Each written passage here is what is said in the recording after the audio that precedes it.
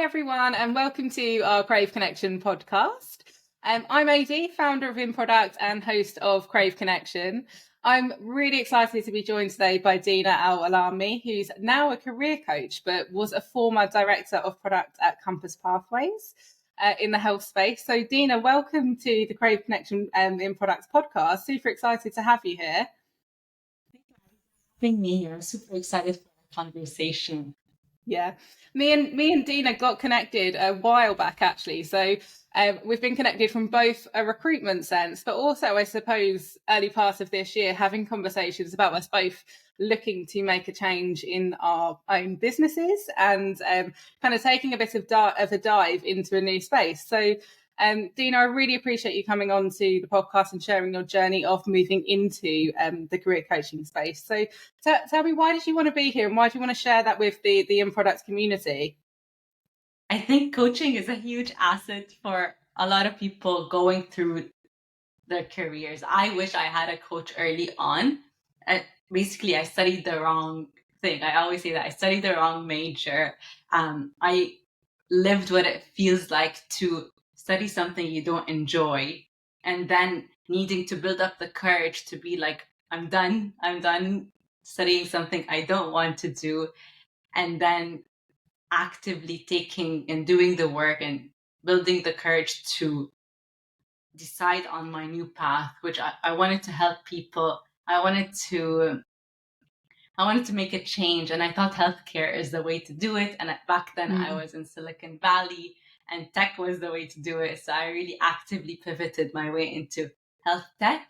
And given my own self-reflection and my own journey and what I wish I had kind of earlier I wish I had it from high school, a coach to listen to me, to help me understand, increase my self-awareness. What am I good at? What do I enjoy doing?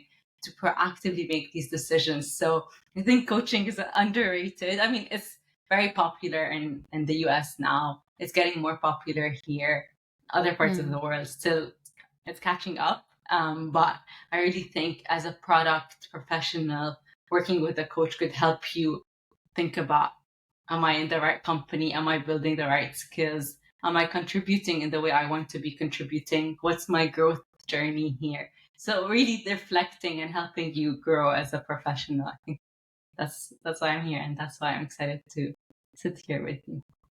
Amazing. And I think that's, yes, like just so great for our community of people in product who are navigating their careers in product, navigating their ways into product as well. And I think you're so right when you come to that kind of like early point of making those career decisions. It's very kind of like, you end your kind of like education and it's like, right, you're into employment. And that's such a big transition. And I think if I look back at, my kind of experience leaving school and moving into like my first kind of actual role and job, there wasn't that guidance. It was very much like a clean cut between the two. So I think it's really interesting, and I would love to see what would have happened if I had had a career coach at that point. And actually, getting that just support in terms of what are you good at, what does that resonate with, I think is it's something I think all of us, at early stages of our career, but also later on, could really benefit from. So tell me a bit about your transition into coaching. Why was like early part of this year, why was that the right time for you to make that transition? Yeah. So I've been in product for I started off in engineering, then worked in health tech and product. I started off as an analyst, and I saw what the product team does, and I'm like, I want to be in product because I loved how people-centric it is. It requires empathizing with people, it requires solving problems, it requires being creative. So I love the product space, and I pretty much grew in that space, working within in healthcare, and previously mental health specifically. So while growing in my last job, I started off as the first person in the digital team. I was in a biotech company building psychedelic medicine, like developing drugs for depression, anorexia, and different mental health disorders. So when I was hired as the first person in the digital team, I pretty much went through a lot of growth personally, and then ultimately started off as a PM, then grew into the director of product, building the team up to 30 people. And my favorite part of that role was really investing in the people, supporting the team on how to work with each other, how to work with other stakeholders, making sure people are being rewarded, treated fairly, really cared about the people side. I also love working with the tech side, like with the engineers and designers and other PMs. So just the people part got me a lot of reward. So when I came to the end, I've always been doing coaching in parallel. That's something I didn't mention. So I did my certification at the University of Cambridge maybe 5 years ago in parallel and then there was coaching on the side just as a hobby, just for fun, because it got me a lot of satisfaction. So at the end of my time in my last job, I basically told everybody, don't ask me what I'm going to do next. I want to take a break. It was like an intense period. We went through IPO, built the team, really built it from scratch. So it was an intense period. So after that, I told everyone, don't ask me what I'm going to do. I'm going to take some time to reflect and decide what I want to do, and basically practicing what I preach. I was working with a coach as well, and she supported me to make that decision. I took a month off. I traveled. Then last September, October, I spent a lot of time really thinking and planning, and I did one interview for a product management role. And in that interview, I was like, okay, no, I think it is the right time. I've been planning, I've been saving to be able to do that jump. I got my qualification. I got certified by the International Coaching Federation. I've been working towards making that jump. I just needed the confidence to finally do it. So I did that interview, and in the interview, she asked me like, why do you want this job? It was so clear that I didn't want that job. I was like, thank you so much for being so honest with me. She kind of reflected back to me that doesn't sound like you want to do this. And I was like, okay, it's true. So it's the concept of experimenting.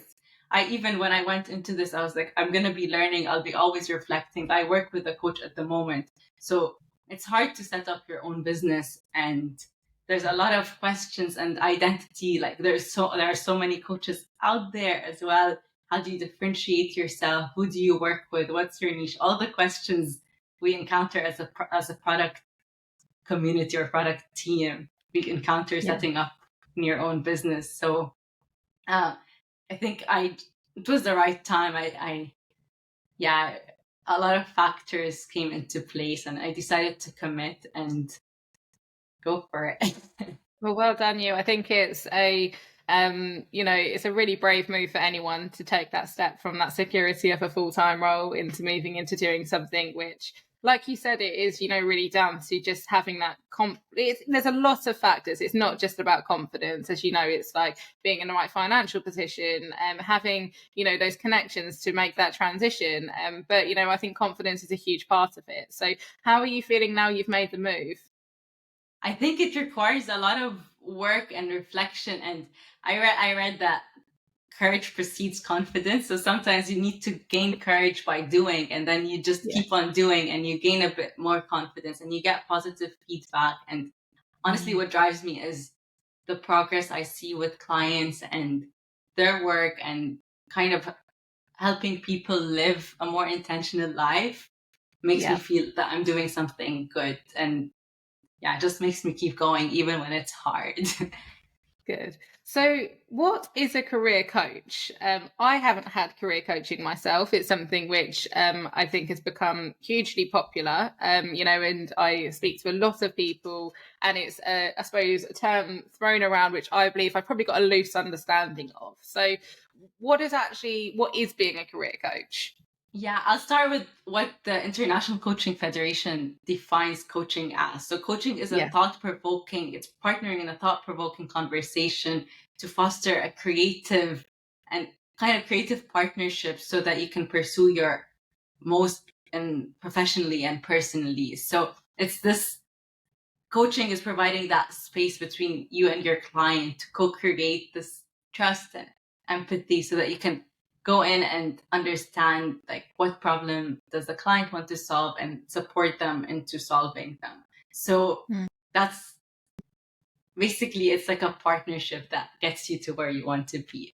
And career coaching comes to it from an angle that is specific to careers, and whether it's regardless of where you are in your career, whether it's identifying which career you want to take or within your own career, whatever challenges that may be, whether it's kind of having tough conversations at work, whether it's going for that promotion, whether it's deciding to stay or leave, or it's pretty much career topics that come up during work.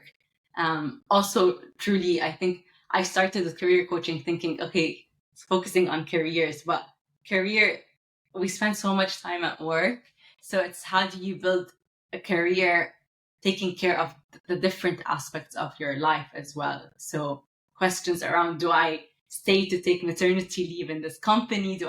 There are so many questions that I work with the clients on that are related to life as well. And how can I exercise? How can I take care of myself while working in this high growth startup? There are so many aspects to it. And as a career coach, you can also be hired by the company to support with issues happening in the workplace, whether it's this person was hired a bit too senior, a bit too junior, for example. How could you help get them to that level, build up their confidence? There's different aspects to it. I hope that gives you a glimpse of what career coaching is. Yeah, absolutely. And I think it's really interesting that it can be so. The examples you gave there were super broad in terms of like when you could, I suppose, add value as a career coach. So would you say that something which just occurred to me there, where you mentioned around potentially, should you stay in your job or should that be the right time to move on? So can career coaching be, I suppose, done on more of like an ad hoc basis for, I suppose, moments in your life where you just feel like you just need a guidance through a certain journey?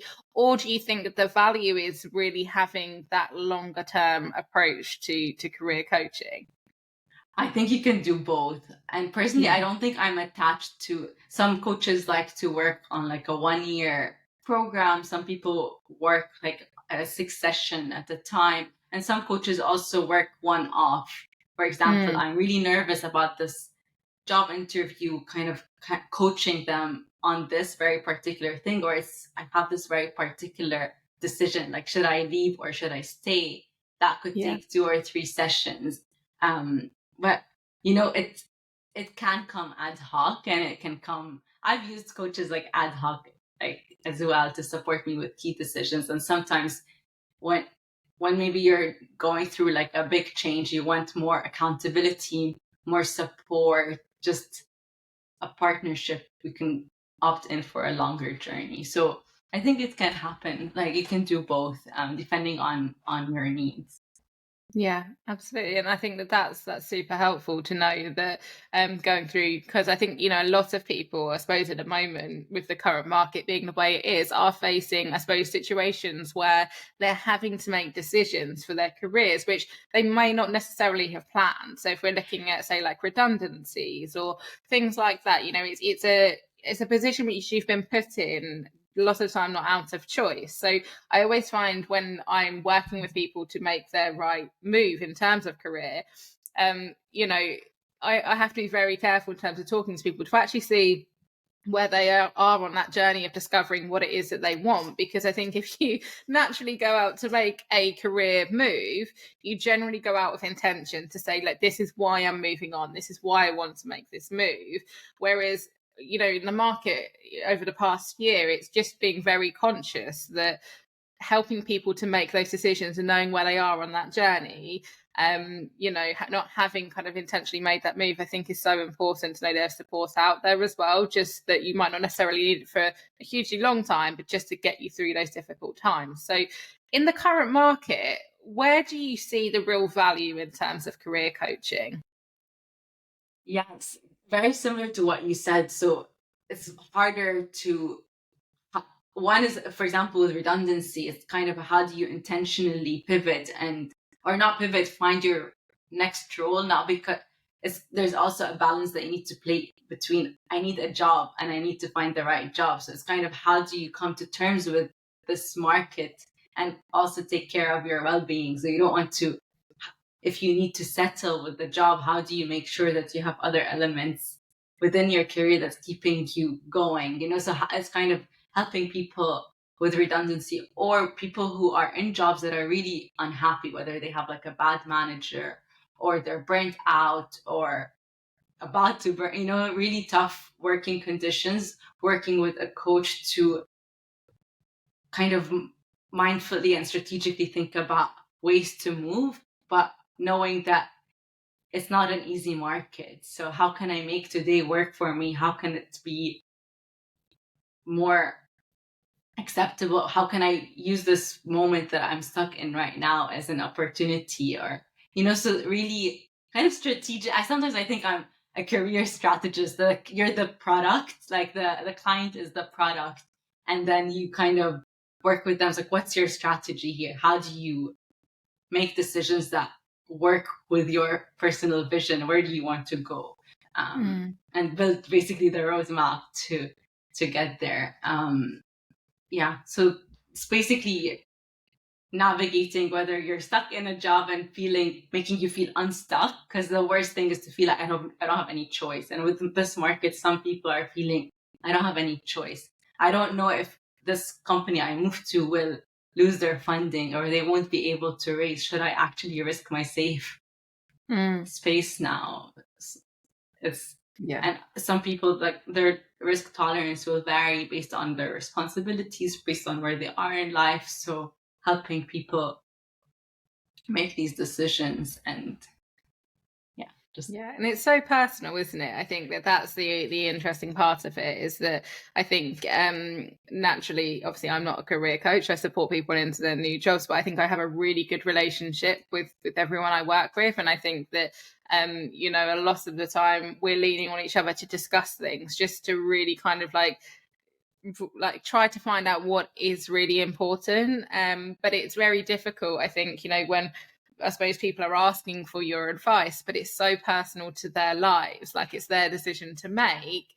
But I suppose it's around bringing in the factors and getting that, just having that thought-provoking conversation, which I think really just kind of helps sometimes to talk it out, not necessarily having someone make that decision for you, but just having someone to guide you to the decision which you need to make. Has there been anything, I suppose, which has surprised you since you've moved into coaching, especially like in this market? Has there been anything which you would say like you weren't expecting? Yeah. One comment on what you just said is, because I don't, as a coach, you end up not advising. Like with coaching, you believe that the client is whole, they're resourceful, and they can come to their own decisions. So it's kind of working with them to kind of go a bit deeper to understand like, what's important to you right now, and ultimately they come to that decision. So that's why it feels my role is to be asking questions and really sitting with them, but ultimately it's their time to think, their time to come to conclusions. And it's because it's hard to give decisions because advice, because we don't know their personal landscape. So yeah, I agree with you. And recruiters play a huge role on that, like with that. I really like what you said there about just sitting with it as well. I think there's something really like powerful about that, and I think like a space which I think is so important for everyone, just to have that kind of like space where someone can just give you that time. I think in our jobs, you always kind of really, unless you're, there are some businesses out there, I think, who are super like great at doing this internally, but I think there's a lot of gaps in terms of, I suppose, that experience to be able to guide people on their kind of like career journeys as managers. So I think that having that space where it's not a pressurized decision to make, and is actually about you rather than you in that business, I think is so nice. And it's a really nice way to phrase it, just having that kind of space. So yeah, was there anything which did surprise you, anything which you kind of were shocked by? To be honest, being a coach and coaching product people, what I was surprised by is even working with people in big tech companies.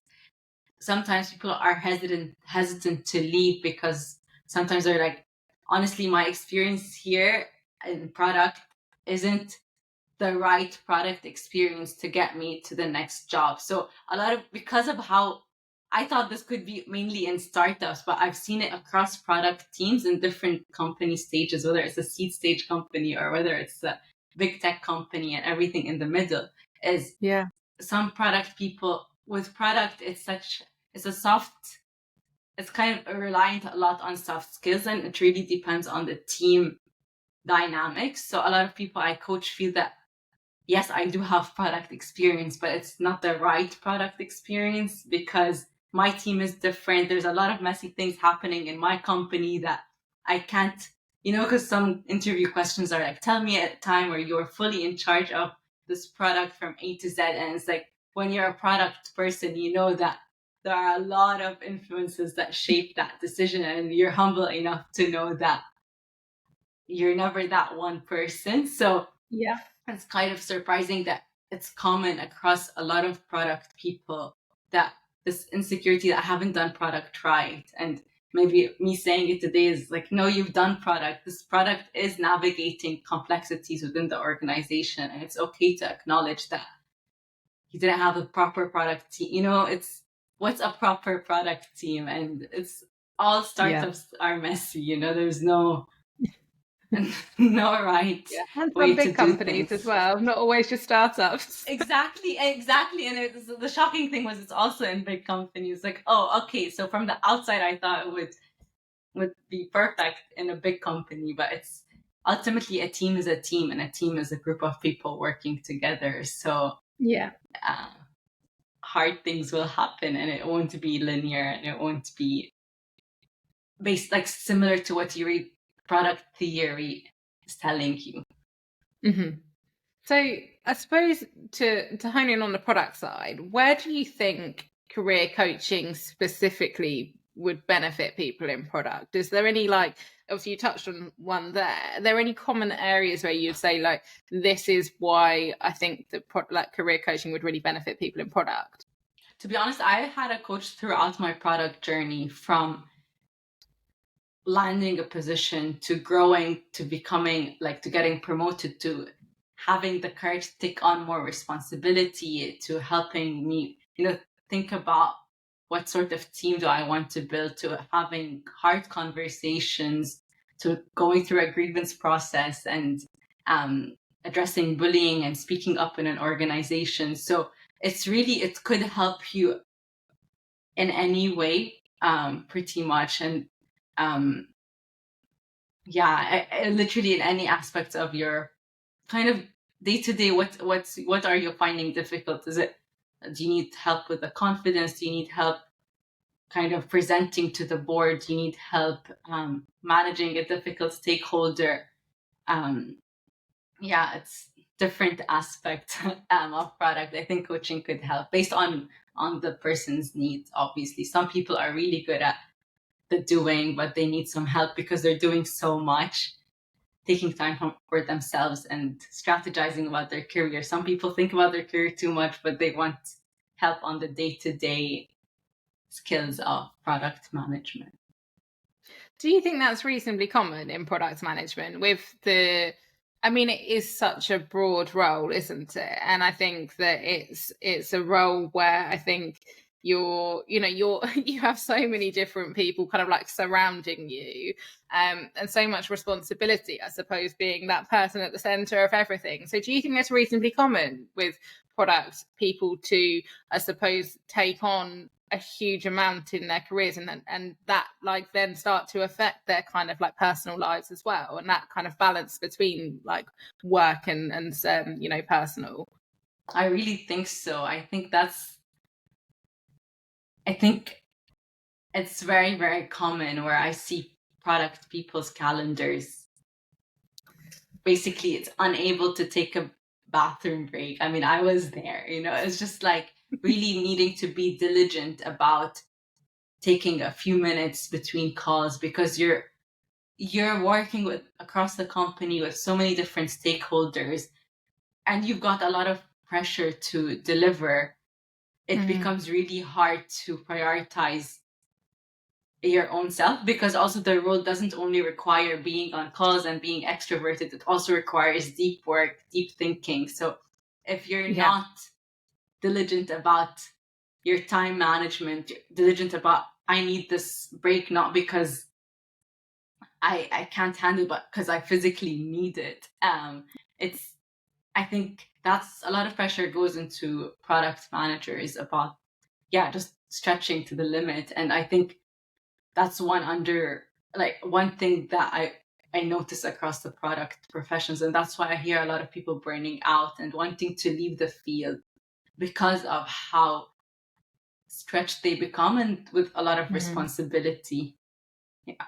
Yeah. I I read once think in a job description, sorry, that is, that's right. are you ready to take most of the blame but not much of the credit? So it was a funny job description, but I think it's people going, because product management and from the outside it's like sexy, it's like cool because you're Yeah. in charge of the strategy, you're doing a lot of things, you work across the company. I love the role. It's the most important thing is to try to take care of yourself and be kind of really like strongly hold yourself accountable to taking care of yourself and taking care of your team. Mm. And do you think that I suppose becomes more common, not just because of, I suppose, the amount in which like people have to do in products, but because it's a role where I suppose it's really interesting. When I first started working in product, I was really surprised people kept saying it's quite a lonely role. Because you are kind of like in the middle of everyone, aren't you? So to me, that's like, oh, great, you've got this community around you, these people around you, but you are also, I suppose, working in isolation to some element as well. So I suppose, do you think that it's harder to hold yourself accountable because of like that fact that you are working, you are kind of responsible Yeah. for your kind of workload and managing all of those moving parts? Yeah, exactly. Honestly, yeah, you're also there to check in with people. Nobody's role is to really check in with you, and Yeah. that's kind of, as a product leader, I felt that responsibility is like, no, I want to make sure that the product team is taken care of. I wanted to protect their time as much as Mm. possible to make sure, are they really needed in that meeting? Are we, 'cause, you know, just really making, as a product leader, also taking care of your product managers to make sure that they can say no, because sometimes it's hard for, when you're that product owner, to say no about a meeting related to your product. So yeah, Yeah. it could be a lonely role, but yeah, people will think it's like not lonely because you're around people all the time, but you're not. It's about like Yeah. delivering and leading and checking on others as well. Yeah. And obviously, so we touched on it there. So that's kind of one area which we think is, I suppose, reasonably common. Are there any other blind spots which you would say that like product professionals experience? So I suppose things that are in terms of like influencing their career, like skills which they're lacking, which they tend to be, I suppose, not aware of, or skills which they're not utilizing enough of because they're not aware of that blind spot. I think one is, yeah, that time, that taking care of themselves, because some people think it's like you just need to keep going, you just need to keep running, but if you want to build a sustainable career and product, it's kind of zooming out and how can I take care of myself while Mm. being in this role. And that's really, I think that's a really key thing. And the second thing is, while you're in this role, don't forget to be strategic about what do I want from that job, right? Because you're giving, what do you want to get? Is this the right team size that you want to be working on? Is it the right kind of field that you want to be working on? So I see that some people can be very excited to join the product field but realize they want to be in something else. So kind of just be aware of it. You don't need to leave, but how could you be engaged in the field you want to go to eventually? Let's say you're in ed tech but you want to move into Mm-hmm. healthcare. You can stay in your ed tech role, but how can you be engaged in conferences, webinars, things that can keep you educated on the outside? So kind of maybe in summary, you just don't forget yourself while doing product, because it is a very intense job, or it can be. So making sure that you're exercising, going on walks, protecting your calendar, making sure you're in a good team where you're learning is really key to succeeding in the long term, because you don't want to burn out. You want to keep giving. Yeah, and I think that connection outside of work is so important as well, and it's something which I think is easier said than done for sure. I think like I say from my experience running a product community, hosting meetups, like continually connecting with people, I absolutely love the feeling I get when I've been to meetups and I've connected with people and I've learned something. But it's so hard sometimes just to say, no, that is important, and that's more important than this thing which is like just right in front of me that is kind of filling up my calendar. It's hard to say no, and actually this is like a long-term investment, like an investment for you, an investment for like your network to learn from people. And I think that it's I speak to so many people where it's just getting there. I think once we're all there, we can see the value of it. We know how great that makes us feel. We know how much value it adds, but it's just getting out the door and getting to those places. Exactly. So it's hard. It's definitely not easy. How do you go about finding the right coach for you? Because I can imagine it's very similar to, I suppose, well, no, it's probably not similar, but I suppose it's like kind of finding the right team for you, the right kind of like leader for you. How do you connect with those kind of people? So is there any advice you'd give someone in terms of like, I suppose, finding the right coach, but then also getting the most out of those sessions? Because I can imagine, it's a lot around what you bring to the session in partnership, like you said earlier on. It's not just about you kind of asking questions of me, it's about us coming together with intention to work together on something. So how do you get the most from it as well? So on the first part, how do you find a good coach for you? I really think it's about chemistry. So it's like, do you connect with the coach? Do you feel like there's synchrony, and just, are you aligned? And so typically coaches might do a first session to kind of, it's like a tester session or a chemistry session where you work with the coach, you get to see their style, and towards the end you might get a feeling like, I already got a lot from this session, how can I continue? So it's already a taster of whether you could benefit from this co-created relationship.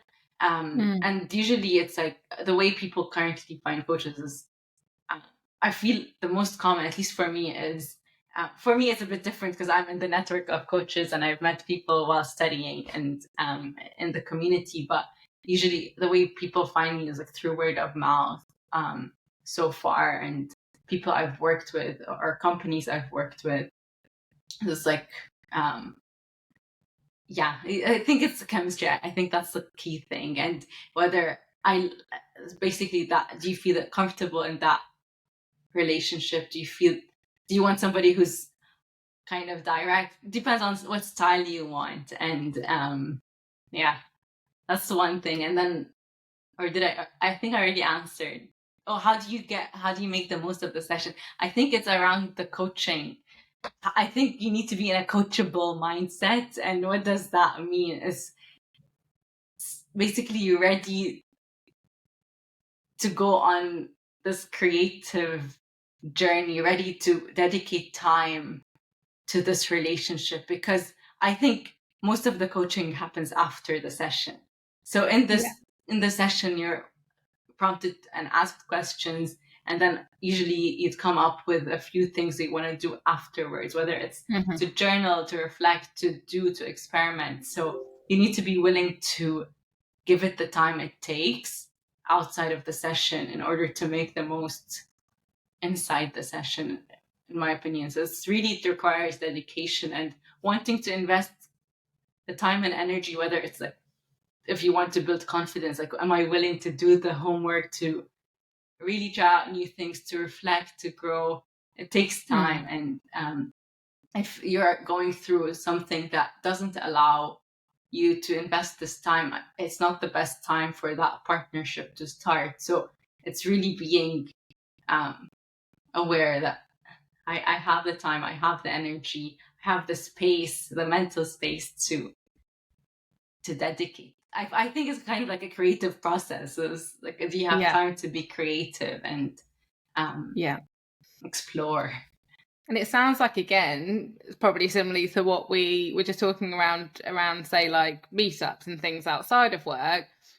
Again, I think we could probably all find that space and put ourselves in that right space. But again, it's very hard to initially make that step, isn't it? And say, no, actually, we're going to block out that time, and that's what I'm going to dedicate to that. And we, again, it's similar in that we all probably know the return that you'd get on that investment if you invested that time, but it's just making that like conscious effort. But I think it's important what you said there about it being, I suppose like a sustainable move for you, because I think again, it could be something which you could add pressure to in terms of if you're not in that right position to take that in and to be able to I think if you're already in a very stressful situation, you don't have the time, you're not going to invest the time after the session, it's just going to make you feel like you're not achieving what you want to achieve, which is just going to just be like a revolving circle, isn't it? A really difficult kind of feeling. So I suppose obviously you have a product,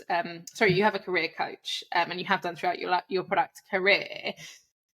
Are there any times where you feel like when you didn't have a career coach, that would have really benefited you? So you mentioned this kind of earlier on, like in our conversation. So I suppose that early part of your career, how do you think that would have benefited you? And are there any other times in which you feel like you would have benefited from a career coach? I think, so for the majority of my product career, I've always leaned on a career coach for support. But I think in other areas, for example, I could have, I think it could be through kind of maybe like team coaching. I haven't explored that in my last job, kind of bringing in a coach to help with the dynamics with the team, just to elevate it. I think it would have been interesting to understand different ways of working within the team to help the team work well together. How do you build, because for example, I'm working with an organization to help them build like a high accountability, high empathy culture. So kind of coaching how, because there's this misconception that if I have high standards, then I need to be very assertive, I need to be very hard on my employees. But there is a way to build a psychologically safe environment where there's high empathy, people are very kind to each other, but they still hold each other accountable. And this way you end up with a high performing team. So I think bringing in a coach could help with that and kind of help improve team performance, help improve deliverables, help people within the team kind of go the extra mile, do this creative project that they didn't have time to do, but it would really affect the business. So I think perhaps I used career coaching previously for my personal journey, navigating career decisions and conversations, but I could have used it the way I'm kind of delivering it now, is kind of helping with team dynamics and being more effective as a team. Yeah, and do you think that's reasonably common that a lot of people go, because that's where my mind goes to with career coaching? I think, okay, that could be a personal benefit to, like, for me, and I suppose I hadn't really considered like an overall team, coaching scenario. So is that something which you are seeing, which is becoming more common? I think it's more common. I to be honest, I don't have the data to say whether it's like more common or less common, but I think it is helpful. I think bigger organizations have done this for a while, and hopefully like more startups kind of start working with coaches earlier on to, I think if everybody on the team has higher self-awareness and can understand how they're impacting the other team member, how to give the proper feedback in the right time, how to have these tough conversations, I think teams would work way better, to be honest. So Yeah. I hope it's increasing, and I want it to keep increasing, because I think if every team member feels taken care of, feels that they can be themselves, just the team would be so much more effective. Yeah. So mental health is something which you've kind of always expressed to me is super important to you. Is something which, like, obviously you've had a lot of your career based within, but then also, you know, as a career coach, it's a focus which you want to kind of have in terms of your conversations as well. So I think the majority of the conversation here has kind of led back to that in some way as well. So in terms of like product professionals, are there any kind of like mental health challenges which you're seeing people face that we haven't discussed, which you feel like you know, you would like to kind of bring up and see if you could support people within? I think one element is this really like driving really hard and then not taking care of yourself, which we discussed as a product professional. I think another one is the high expectations. Product professionals, type of people who get into products, are usually like overachievers, really wanting to do things perfectly. So how do you navigate that? Sometimes you need to ship things faster.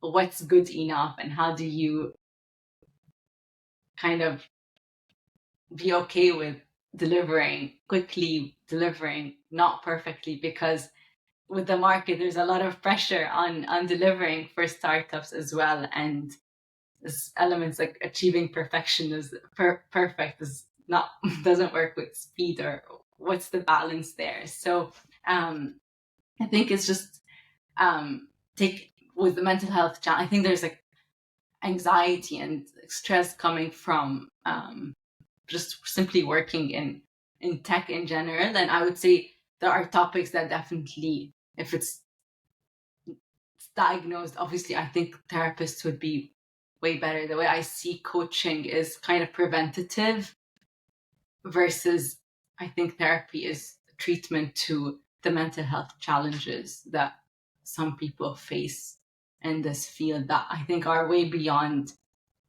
like coaching. I think it needs treatment, because it's anxiety I've seen increase a lot, and depression, and all of these things that are coming from like working really hard. The market, and you know, the market, the financial situation of a lot of people, it's just been a tough environment. So, and sometimes I work with people who are working with therapists, and like have a coach, and I think they can come together really well. But I think only if you're in that state of, I'm ready to be coach, I'm in that, I can go into this creative space. Because yeah, ideally I work with people earlier on, right? Preventative, before getting sucked into the burnout, the bore out. Because a lot of people have different problems. Like, I'm too bored in this job, I don't care. We changed this product so many times. I'm so over it. I'm so bored. I'm not motivated. That's as bad as working really hard. You know, it's, I think they call it bore out. I think these two are bad. So you can come in before, and I think it's really important. Yeah, I've never heard of bore out, but I've definitely had the explanation of bore out many times in my recruitment career. Yeah, I'm sure. So, It's like, I'm done. You know, I don't care enough about this product. They've changed the strategy so many times. I think the common thing that, you know, I always get is like, oh, well, I just want a new challenge. And like, when you really dig into it, that's, you know, that there's so much more to it than that. And I think that common a lot of the time is that bore out, like you've just mentioned.